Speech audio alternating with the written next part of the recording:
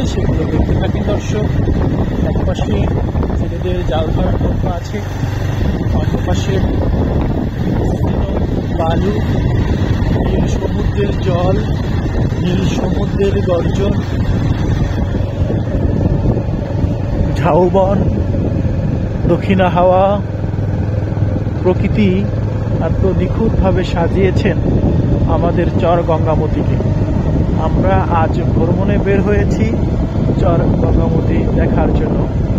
দর্শক, আপনারা কোথাও যাবেন না, আপনি চর গঙ্গামতিতে দুই পাশে কি রয়েছে সেগুলো আমার সাথে থাকেন, আমি দেখানোর চেষ্টা করছি। একটু হলো যদি আপনাদের ভালো লাগে তাহলে আমার এই ভিডিও আজকে সার্থক হবে। আপনারা আমার সাথে একটু থাকেন।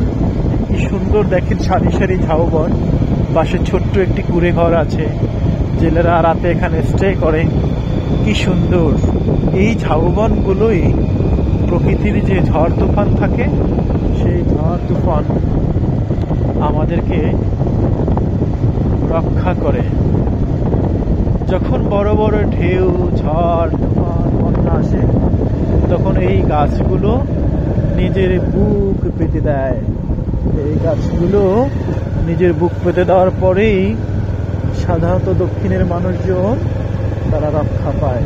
আমরা কত সুন্দরভাবে দৃশ্য দেখছি, দেখেন